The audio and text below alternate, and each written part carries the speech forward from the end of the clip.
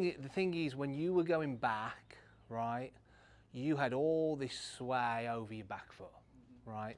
So the strategy, and your feet were quite narrow, your right hip was over your right heel, and then you swayed even more as you went back, right?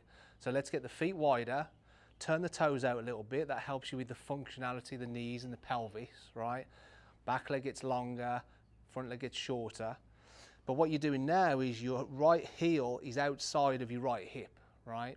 And then what you're going to do is you're going to put a bit of pressure into the front foot, 55–60%.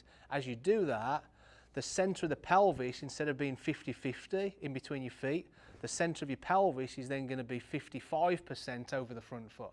And that's your stock sort of setup position, right?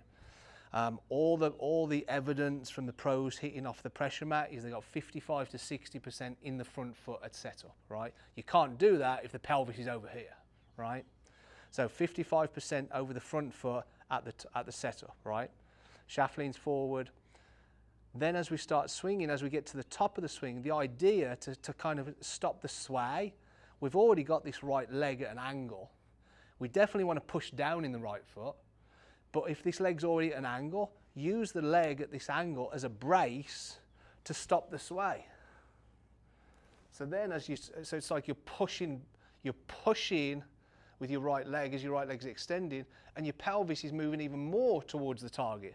So if the center of your pelvis is 55% over your front foot at setup, I want your pelvis 60% over your front foot at the top, and then at P5, when left arm gets parallel with the ground, let's say your pelvis is 70% over your front foot.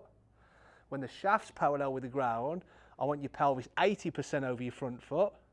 At impact, I want your pelvis 90% over your front foot. And then when you finish, get the pelvis 95% over the front foot. So the pelvis is only moving one way. And it's an exercise to cut out the sway. Does that make sense? It's a good way of thinking about it.